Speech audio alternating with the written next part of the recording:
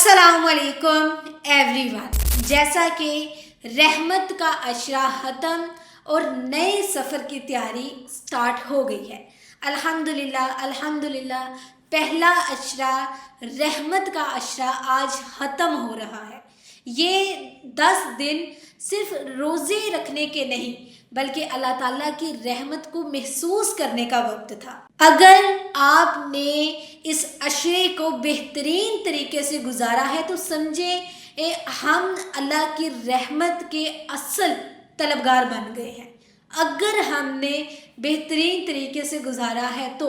लेकिन अब सवाल ये है, क्या हमने इस अशरे में अपनी इबादत और रूहानियत बढ़ाई कि नहीं बढ़ाई? क्या हमने अल्लाह सुब्हाना ताला की रहमत को महसूस किया और उसका शुक्र अदा किया या नहीं किया?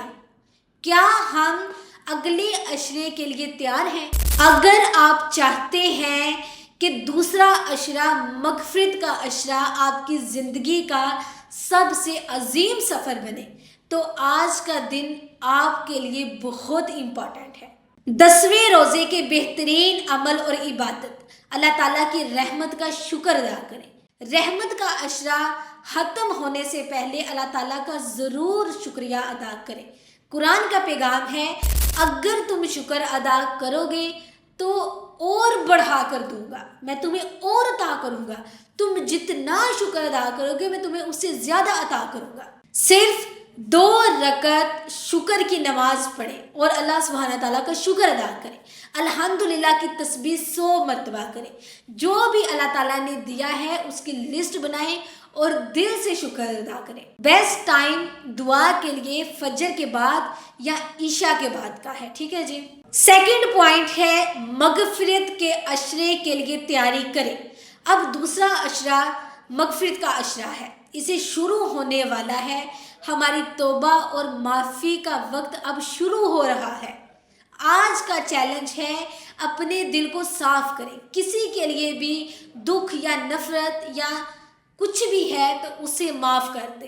अपनी ज़िंदगी के गुनाह या गलतियों की लिस्ट लिखें और अल्लाह से अच्छे दिल से, पक्के दिल से माफ़ी मांगें, ठीक है। मगफिरत का अशरा शुरू होने से पहले एक नया इरादा करें कि अब हम अपने अमाल को बेहतर बनाएंगे।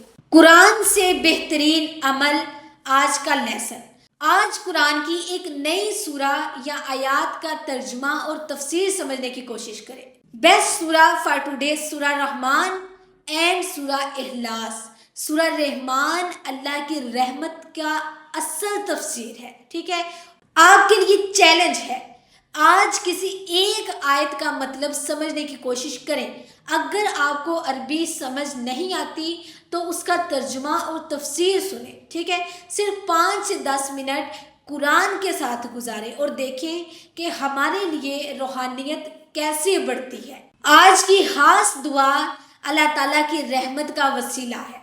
अगर आप चाहते हो कि अल्लाह ताला आपकी सारी दुआएं कबूल करें तो आज एक अजीम अमल ज़रूर करें। आज का अमल है, पहले अल्लाह ताला की तारीफ़ करें, या रहमान या रहीम या करीम, फिर अपनी दुआ करें। जो भी आपकी ज़िंदगी की ज़रूरत है, आपकी जो ख्वाहिश है, फिर उसकी दुआ करें। सबसे आखिर में एक दुआ किसी और के लिए करें, क्योंकि जब आप किसी के लिए दुआ करते हैं तो फरिश्ते आपके लिए भी वही दुआ करते हैं। इसलिए किसी एक के लिए आखिर में दुआ लाजमी मांगे। इसी तरह इफ्तार का वक्त सिर्फ खाने का नहीं बल्कि अल्लाह की रहमत को महसूस करने का है। इफ्तार के वक्त आपने करना क्या है, सिर्फ 2 मिनट पहले अपनी आंखें बंद करें और दुआ करें। अपनी फैमिली के साथ इफ्तार करें और दुआ में उनका भी जिक्र करें, ठीक है। अल्लाह ताला का शुक्र अदा करें, जो भी रोज़ी मिली है, चाहे वो थोड़ी है या ज़्यादा है, अल्लाह ताला का शुक्र लाजमी अदा करें। जैसा कि रहमत का अशरा ख़त्म और आज एक नया फ़ैसला लें। अगर आप चाहते हैं कि हमारा रमज़ान बेहतरीन हो तो आज एक नया फ़ैसला ज़रूर लें।